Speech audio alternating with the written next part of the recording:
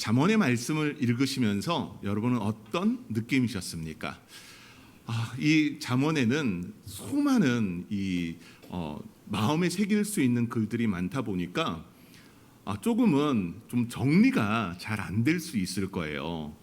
그러나 우리가 오늘 이 시간에는 오늘 본문의 말씀을 통해서 여러분들이 여호와께 맡기는 모든 것을 또한 맡기는 은혜가 우리 성도 여러분들에게 있기를 소망합니다. 제가 신학교 다닐 때 3년 동안 그 통독의 방법 중 하나를 성경을 통독을 할 때 이런 통독의 방법을 썼습니다. 매일 이제 오늘이 6월 16일이잖아요. 그러면은 시편의 내용 5편과 잠언 내용을 하루에 이렇게 읽어요. 읽는 양이 잠언 시편 같은 경우 5편씩 한 달을 읽으면 150편 다 읽고요. 잠언 같은 경우는 31장까지 있으니까 하루에 한 장씩, 그리고 30일인 날에는 30장과 31장 그렇게 읽었습니다. 근데 이 읽기 방법이 빌리 그레함 목사님, 여러분들도 한 번쯤은 이름 들어보셨잖아요. 이 빌리 그레함 목사님도 이렇게 읽으셨는데, 이 목사님은 이 시편과 잠언을 이렇게 읽으면서 이렇게 표현을 했습니다.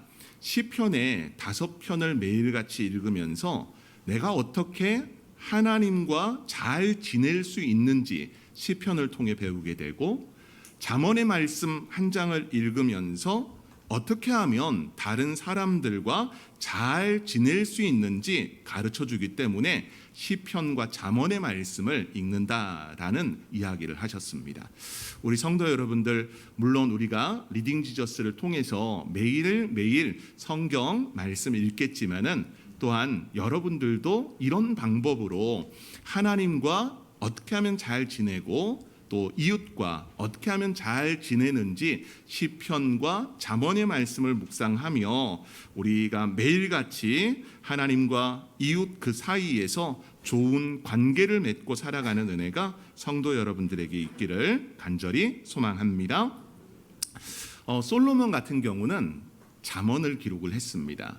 물론 잠언뿐만이 아니라 이번 주에 이제 읽게 될 전도서 아가, 이 내용도 솔로몬의 기록입니다. 그런데 이 열왕기상 4장 내용에 보게 되면은 솔로몬이 3,000편의 잠언을 썼고 1,005편의 노래를 남겼다라고 되어 있어요. 물론 이 모든 것이 다 남아 있지는 않습니다. 그러나 우리에게 더해진 이 잠언의 말씀들, 또 시편의 말씀들은 하나님과의 큰 관계, 어떤 관계로 살아가야 되는지를 잘 보여줍니다. 잠언이라고 하는 말은 히브리어로 마샬이라고 하는 이름이에요. 마샬. 이 마샬이라고 하는 그 뜻은 속담, 격언, 이런 이제 뜻을 가지고 있습니다. 여러분, 속담과 격언 어떻습니까? 이 말은 옛날 사람들의 말입니다. 속담과 격언은. 그래서 옛날 사람들의 말이니까 좀 고리타분한 이야기 아닌가요? 라고 하는데 그렇지 않아요. 우리가 이런 표현 쓰잖아요. 옛말 틀린 거 하나도 없다라고 이야기하잖아요. 이 속담과 격언이 그렇습니다. 100년 전, 1000년 전 지혜로운 사람들이 남긴 그 속담과 격언은 오늘날 우리에게 있어서도 큰 감동이 되고 인생을 어떻게 살아야 하는지를 격언과 속담 안에 남겨놨습니다. 잠언이 바로 그렇다는 것입니다. 속담과 격언은 사람의 입과 입을 통해서 전해져 내려오는 말입니다. 경험을 통해서 얻게 된 삶의 지혜와 교훈을 담은 내용이 이 잠언입니다. 여러분, 이 잠언을 쓴 솔로몬 같은 경우는 지혜로운 왕이었습니다. 그가 왜 지혜로운 왕이 됐습니까? 이전에는 분명 지혜롭지 않았을 수 있어요. 하지만 열왕기상 3장의 내용을 보게 되면 하나님 앞에 이스라엘의 다윗 다음의 왕이 된 솔로몬은 가장 첫 번째 한 것이 일천번제라고 하는 하나님 앞에 제사를 드리게 됩니다. 그 제사를 드린 날 하나님께서 솔로몬의 꿈에 나타나셨습니다. 그리고 솔로몬에게 무엇을 줄까 하고 물었을 때 솔로몬은 무엇보다도 이 많은 백성들을 재판을 하는 데 있어서 선악을 분별하게 해달라고 하면서 하나님 앞에 이 내용을 구합니다. 그때 하나님께서는 솔로몬의 그 말이 너무나 마음에 드셨어요. 그래서 이 솔로몬에게 이렇게 말씀하십니다. 송사를 듣고 분별할 수 있는 지혜를 구했으니 내가 내게 말하여 내게 지혜롭고 총명한 마음을 주노니라고 하면서 지혜를 주셨음을 말씀합니다. 이 하나님의 지혜를 받아 우리에게 솔로몬은 3000년 전 사람이거든요. 3000년 전에 남겨진 이 잠언이 지금까지도 많은 사람들에게 삶에 영향력을 미치고 있다라는 사실, 우리는 그것을 인정하지 않을 수 없습니다. 잠언의 내용을 보게 되면은 지혜의 부분이 참 많이 등장을 합니다. 이 지혜라고 하는 말은 호크마라고 하는 히브리어예요. 이 호크마라고 하는 지혜라는 것은 훈련과 재능을 통해서 얻게 되는 기술과 능력을 말합니다. 이 지혜의 부분은 어찌 보면 세상의 지혜와도 좀 비슷해요. 왜냐하면 우리가 지혜라고 했을 때 지혜의 부분을 사전적 의미를 찾아서 보게 되면은 사물의 이치를 빨리 깨닫고 사물을 정확하게 처리하는 정신적 능력을 지혜라고 말합니다. 지혜로운 사람은 이치를 빨리 깨달아요. 그리고 정확하게 일들을 처리합니다. 오늘 이 호크마라고 하는 지혜의 부분은 세상의 지혜와 똑같이 견줄 수 있지만 잠언의 내용에 등장하고 있는 이 지혜의 부분은 세상에서 우리가 훈련하고 또 재능을 통해 얻게 되는 기술인 동시에 그것은 이 지혜의 부분은 세상의 것이 아니라는 겁니다. 왜냐하면 이 세상의 지혜와 성경적 지혜는 다릅니다. 성경적 지혜는 우리가 어떤 기술과 능력을 배양하는 것이 아니라 하나님과 관계를 맺는 거예요. 하나님과의 관계를 맺는 것. 그래서 잠언 1장 7절에서 여호와를 경외하는 것이 지식의 근본이거늘 미련한 자는 지혜와 훈계를 멸시하느니라 라고 말씀합니다. 하나님과 인간 사이에 경건한 삶의 능력을 배양해 나가는 것이 지혜라는 겁니다. 저는 우리 성도 여러분들이 지혜로운 성도 되길 원합니다. 세상에서 좋은 기술을 습득하고 또 전문적인 삶을 살아가면서 부를 이루는 그런 지혜도 중요하겠지만은 하나님과의 관계를 맺는 이 지혜의 사람으로 하나님 앞에 경건하고 하나님 앞에 참된 심령으로 살아가는 은혜가 우리 성도에게 있기를 소망합니다. 하나님은 이 지혜의 부분을 말씀을 하시는데 오늘 우리가 읽은 16장 1절서부터 9절까지의 내용, 사실 근데 오늘 본문은요 1절서부터 마지막 33절까지의 내용 속에서 몇 곳의 부분을 우리가 함께 말씀을 통해 볼 겁니다. 여러분, 우리가 인생을 살아가는 데 있어서 인생의 목표점이 다 있습니다. 여러분의 인생 목표는 무엇입니까? 사람마다 달라요. 행복을 추구하는 사람도 있고요. 어떤 꿈을 꾸매 그 꿈을 이루기 위해서 자기의 인생 전부를 드리는 사람도 있습니다. 그런데 성경에서 오늘 본문이 이야기하는 그 인생관은 인생의 주인이 누구인지를 먼저 잘 보여주고 이 인생의 주인의 영역과 또 그 인생의 삶을 살아가고 있는 인간의 영역을 분명하게 구분하고 있음을 우리는 알아야 됩니다. 이 구분을 세 가지 부분으로 이야기하는데요. 첫 번째, 사람이 하는 사람의 영역의 부분을 보면 마음의 경영, 1절에 등장하는 마음의 경영입니다. 마음의 경영이라는 것은 경영이라고 하는 그 자체가 뭔가를 운영하는 것을 이야기합니다. 그런데 이 부분을 히브리어로 잘 보게 되면은 경영이라는 것이 계획이라는 것으로 이렇게 기록을 하고 있어요. 그래서 우리말 성경이라던가 또 좀 쉬운 성경들을 보게 되면은 이 단어가 경영이라고 되어 있지 않고 계획이라고 되어 있습니다. 상당 수준의 생각을 사력 있게 정리하고 그것을 잘 조율한 계획을 의미하는 겁니다. 대충 생각하는 것이 아니라 적당한 아이디어가 아니라는 겁니다. 여러분, 경영을 하는 데 있어서 대충 경영하시는 분들 계세요? 회사를 경영한다든지 어떤 사업장, 생업을 경영할 때 여러분 대충 하지 않을 겁니다. 꼼꼼하게 하시지 않겠어요? 뭔가 손해보지 않기 위해서 모든 것들에 여기에 잘 계획을 하려고 하는 마음을 담는 모습, 이 마음의 경영은 바로 우리 인간이 행하고 있는 모습입니다.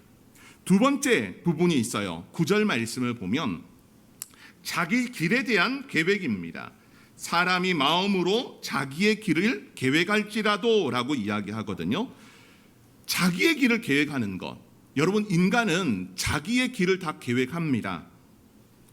이 계획을 하는 것 어떻습니까? 여러분, 1년 뒤에 나의 모습, 3년 뒤, 5년 뒤, 10년 뒤 여러분의 모습은 어떤 모습이 될지 인생을 좀 계획하지 않겠습니까? 특별히 청년의 시기를 살아가고 있는 청년들, 청소년들에게는 꿈이 있고 목표하는 지향점이 분명히 있을 겁니다. 그 계획의 부분을 보면은 이 계획이라고 하는 단어는 정교하게 실을 꼬다라는 뜻을 가지고 있어요. 정교하게 실을 꼬는 것. 여러분, 실 꽈 보셨습니까?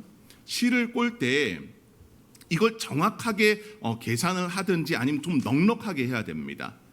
실을 꼬는데 이 부족하게 실을 꽈서는 안 될 겁니다. 그래서 이 계획의 부분은 뭘 이야기하냐 하면은 계산하다, 평가하다라는 그런 뜻을 가지고 있습니다. 계획을 하고 계산을 하고 평가하는 것. 여러분, 우리가 길을 걸어갈 때 어떤 목적지가 있다면 목적지를 향해 어떻게 길을 갑니까? 여러분, 여기에서 대구에 가는 길은요, 한 가지만 있는 게 아니죠. 북구미 IC에서 고속도로를 타고 대구로 직접 가는 방법도 있지만 그 방법 말고도 다른 방법이 있습니다. 상주로 뺑 돌아서 대구로 갈 수도 있고요. 아니면 칠곡을 통해서 외관으로 해서 대구로 들어갈 수도 있거든요. 길은 많아요. 빠른 길이 있고 더딘 길이 있고 그 차이가 있을 뿐입니다. 그런데 대부분은 길을 갈 때 어떻게 합니까? 오늘날은 여러분 운전을 한다든지 하게 되면은 내비게이션에 목적지를 넣잖아요. 그럼 목적지를 이 내비게이션이 정확하게 어떻게 가야 가장 빠른 길이고 어떻게 해야 제일 이 돈이 덜 들고 이런 것까지 다 계산해 주지 않습니까? 길을 갈 때 방향과 순서를 설정하는 것, 그것이 바로 자기의 길을 계획하는 겁니다. 세 번째 인간이 하는 것은 33절에 나와요. 33절 말씀 우리가 함께 읽어보도록 하겠습니다. 시작. 제비는 아멘. 여러분, 여기서 이제 세 번째 사람이 하는 영역, 인간이 하는 영역 세 번째는 제비를 뽑는다는 겁니다. 제비를 뽑는다는 것은 성경 안에서 제비를 뽑는다는 것은 하나님의 선택의 부분이지만 여러분, 이 제비를 뽑는다는 것은 어떤 결정을 하는 것을 의미합니다. 여러분, 결정하는 것, 인간은 결정을 하는데 완전한 결정을 잘 합니까? 여러분, 뭔가를 선택하고 나서도 어때요? 결정하고 나서도 저게 더 나을 것 같은데 이런 마음 없으셨어요? 우리가 항상 그렇잖아요. 사다리 타기를 해도 1번, 2번 두 개밖에 없어요. 꽝 아니면 당첨이에요. 그런데 1번 골라놓고 어때요? 이거 확신하지만 아닌 것 같아. 2번으로 바꾸지 않아요? 2번으로 또 결정했다가 어떻습니까? 다시 1번으로 결정하는 것. 인간의 결정은요, 완전하지 않습니다. 그 결정 뒤에는 항상 뭐가 남아요? 저렇게 할 거리라고 하면서 후회의 부분이 남는 게 우리의 모습인 것 같아요. 자, 그러면 이제 인간의 영역에서 마음의 경영, 자기의 길을 계획함, 제비 뽑기를 봤다면 하나님의 영역을 우리가 함께 봅시다. 하나님의 영역은 첫 번째, 하나님이 하시는 것은 말의 응답. 1절 말씀에 나옵니다. 말의 응답. 마음의 계획이 구체화되어도 말의 응답은 누구에게 있다라고 말씀합니까? 말의 응답은 여호와께로부터 나오느니라라고 말씀을 합니다. 여러분, 이 혀의 응답이 하나님께로부터 나온다는 것은 인간의 모든 마음의 계획이 아무리 구체화되어도 하나님의 주관하심이 없다면 인간의 계획은 어떻다는 겁니까? 안 된다는 거예요. 여러분들이 아무리 치밀하게 경영의 계획을 세우고 정말 최고의 아이디어를 쏟아냈다고 해도 하나님이 그것을 허락하지 않는다면, 하나님이 그것을 주관하지 않는다면 하나님의 영역은 주관하심의 영역이라는 겁니다. 두 번째 부분을 봅시다. 걸음을 인도하십니다. 본문 9절 말씀에 그의 걸음을 인도하시는 이는 여호와시니라. 여호와께서 인도하신답니다. 여러분, 길을 인도하시는 것, 우리가 시편 안에서도 여호와께서 나의 선한 목자 되심 가운데 나를 어디로? 푸른 초장과 쉴 만한 물가로 인도해 주신다고 말씀하잖아요. 우리가 가장 잘 아는 인도의 모습일 겁니다. 이 인도의 모습을 잠언 20장 24절은 이렇게 말합니다. 사람의 걸음은 여호와로 말미암나니 사람이 어찌 자기 길을 알 수 있으랴. 여러분은 여러분의 길을 잘 압니까? 어떻습니까? 여러분의 인생길을 잘 압니까? 여러분, 인생을 이야기할 때 안개 같고 때로는 깜깜한 터널 같다라는 이야기들을 합니다. 굴과 같다라는 표현을 써요. 여러분 어떻습니까? 깜깜하지 않으세요? 군대 입대했을 때 이등병 때 자대 배치 받고 딱 갔더니 고참이 일어서라고 딱 시키는 겁니다. 눈을 감아보래요. 눈 감았어요. 야, 어때? 깜깜합니다. 그게 네 군생활이야. 이야기하더라고요. 깜깜하더라고요. 2년을 어떻게 이런 데서 보내야 되나, 이런 생각이었거든요. 여러분, 인생 80이라고 가정을 한다면 80년의 인생이 때로는 깜깜하지 않으세요? 내가 어떻게 해야 될까? 내가 내 길을 잘 가고 있는 것일까? 이건 비단 어린 청년들, 젊은이들의 문제만은 아니에요. 우리 장년들, 노년들의, 중년들의 문제이기도 합니다. 우리의 인생은 때로 깜깜한 것처럼 내가 가는 길을 제대로 알지 못해요. 예레미야 10장 23절은 이렇게 표현합니다. 여호와여, 내가 알거니와 사람의 길이 자신에게 있지 아니하니 걸음을 지도함이 걷는 자에게 있지 아니함이니이다. 아멘. 걸음을 걷는 게 걷는 자에게 있지 않다는 거예요. 예레미야는 누구를 통해서 걷는다고 말합니까? 여호와를 통해서 사람의 길을 걸어간다라는 그런 표현을 씁니다. 여러분, 하나님의 영역은 그 하나님께서 그 길을 가는 인간을 향해서 인도하심을 이야기합니다. 여러분이 여러분을 인도한다면 소경을 인도하는 것과도 같은 겁니다.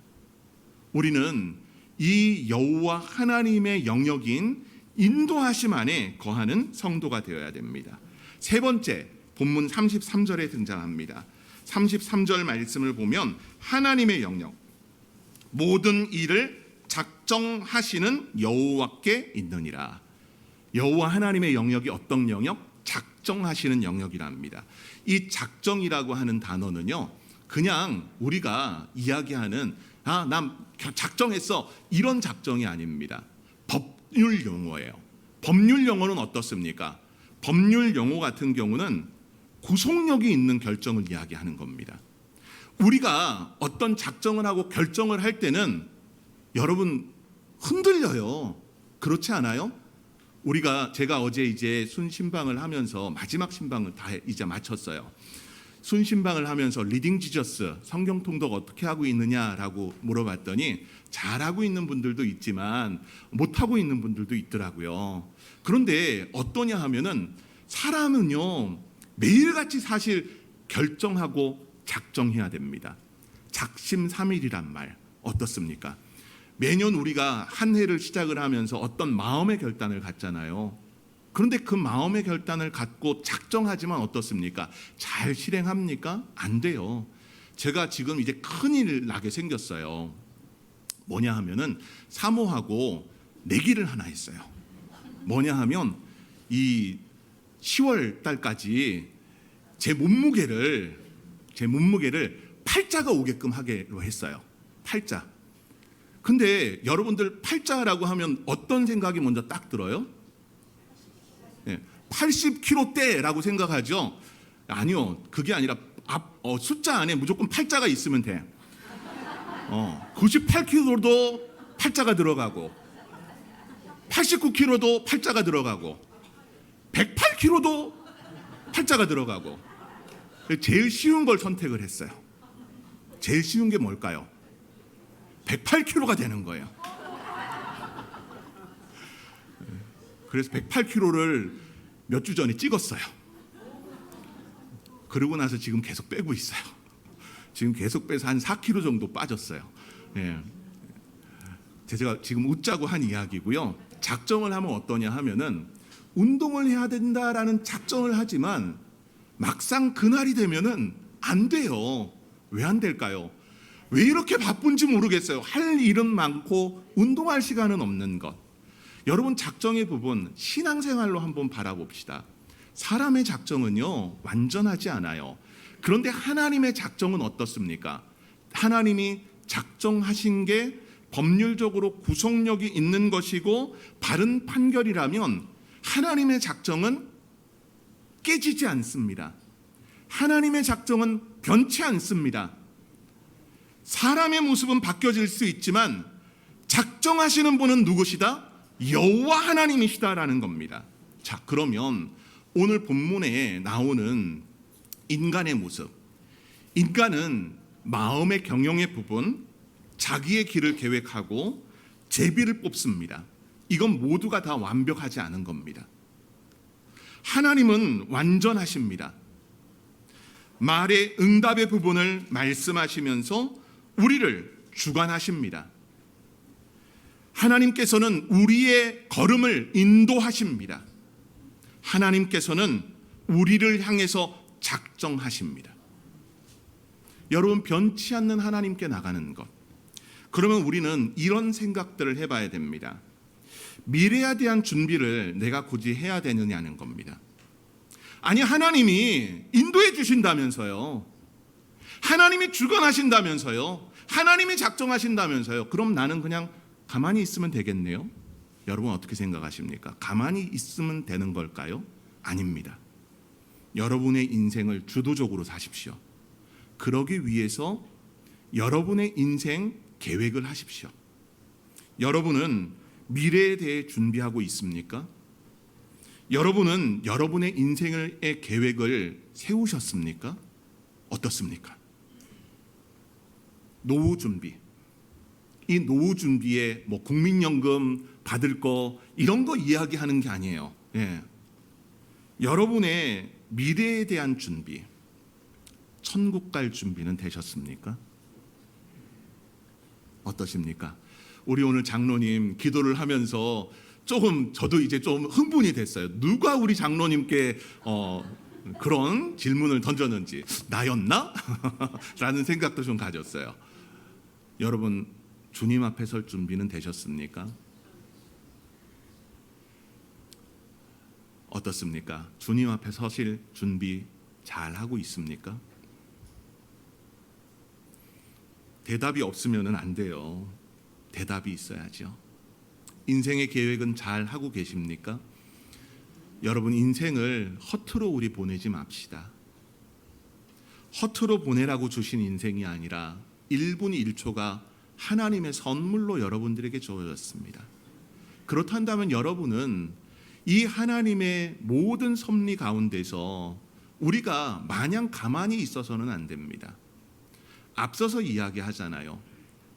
잠언에서 마음의 경영의 부분을 이야기하고 자기 길을 계획하고 또한 제비를 뽑는 것, 이것은 인간의 마음이고 행위적 부분입니다.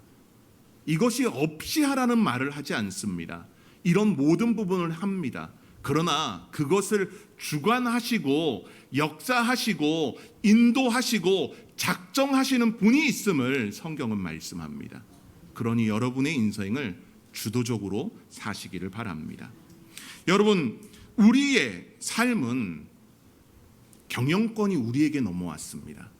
그러나 이 경영권은, 내 삶의 경영권은 마치 나에게 있는 것 같지만 잠깐 하나님께로부터 위임을 받고 위탁받은 겁니다. 위탁을 받았다면 여러분들의 인생 경영을 잘 해야 됩니다. 우리 성도 여러분들이 예수 안에서 복음의 그 시간에 따라서 여러분 자신을 하나님 앞에 아름답게 세워가는 역사가 성도 여러분들에게 있길 원합니다. 어떤 계획을 세우는데도 내 머리에 계획을 가지고 나의 유익을 위해 계획을 세울 수 있습니다. 길을 가더라도 나를 위해 길을 갈 수 있습니다. 결정을 하더라도 나를 위해 할 수 있습니다. 그러나 나를 위한 인생이 아니라 여러분 안에 성령이 거하시고 여러분 안에 예수가 거하신다면 예수 그리스도로 말미암은 인생의 계획을 세우고 예수님이 보여주신 그 인생의 길을 뒤따라가며 삶의 결정의 부분에서 주님께 맡기는 역사가 우리 성도 여러분들에게 있어야 할 것입니다. 오늘 본문을 제목을 잡으면서 여호와께 맡기라라는 본문 3절의 말씀의 내용을 이야기를 하려고 합니다. 여러분, 너희의 행사를 여호와께 맡기라는 것은 우리의 인생 자체를 여호와께 맡기라는 겁니다. 그런데 우리가 읽은 본문 1절서부터 9절까지의 내용을 보게 되면 뭔가 여러분 이 한 절 한 절 읽으면서 좀 공통적인 내용 없었습니까? 8절 빼고는 그 본문에 항상 등장하고 있는 게 있어요. 뭘까요? 여호와라는 이름입니다. 여호와 하나님의 이름이 매절 등장을 합니다. 여러분, 매절 여호와 하나님의 이름이 언급되는 것은 지혜로운 삶의 근원이 어디에서부터 오는지를 우리에게 잘 가르쳐 주는 겁니다. 여러분의 인생은 하나님으로 말미암았습니다. 하나님으로 말미암아 살아갑니다. 그리고 하나님께로 돌아갑니다. 여러분의 인생을 하나님 앞에 전적으로 맡기는 귀한 은혜의 역사가 있기를 소망합니다. 그러면 여러분은 하나님께, 여호와 하나님께 여러분 인생을 맡기고 있습니까? 어떻습니까? 여러분, 우리가 100% 맡기지 못하는 데는 어떤 이유가 있어요. 어떤 이유일까요? 우리 안에 가진 의심입니다. 여러분, 믿음의 의심 없습니까? 저는 우리 새로남 가족들이 믿음의 의심이 해소됐으면 해요. 믿음의 의심, 여러분 믿지 못하면 우리는 하나님께 맡기는 것이 불가능합니다. 여러분, 이 의심을 내버리는 모습이 우리 안에 있어야 됩니다. 두 번째 맡기지 못하는 이유는 게으름 때문입니다. 게으름 때문이에요. 이 게으름은 영적 게으름을 이야기합니다.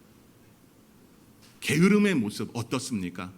좀 더 자자, 좀 더 앉자, 좀 더 눕자, 그냥 포기할란다.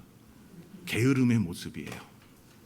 저도 이 게으름의 모습이 이 몸에 덕지덕지 붙어 있어요. 비만 덩어리처럼. 여러분, 우리에게 있는 영적 게으름들을 우리는 다 내몰아야 됩니다. 여호와께 맡기지 못하는 이유는 게으름 때문입니다. 항상 우리는 미루는 버릇들 있습니다. 내일 하지. 에휴, 일주일 뒤에. 한 달 뒤에 올해는 그만, 올해 다 갔는데 내년서부터 영적으로 게으르게 되면 하나님께 맡기지 못합니다. 맡기지 못하는 이유는 두려움도 있고 또 불편함도 있습니다. 우리 성도 여러분들이 하나님을 향해 전적인 맡김의 역사가 주 안에 있기를 소망합니다. 여러분, 우리는요 부족한 존재입니다. 본문 2절 말씀을 보시면은 사람의 행위가 자기 보기에는 모두 깨끗하여도 라고 하는 단어가 나옵니다. 여러분, 우리는요 우리 스스로에게 사실 속고 있습니다. 여러분 이런 생각 해본 적 없으세요? 나 정도면 신앙생활 잘하고 있어. 그런 여러분 스스로의 평가 내리고 있지 않습니까? 어떠십니까?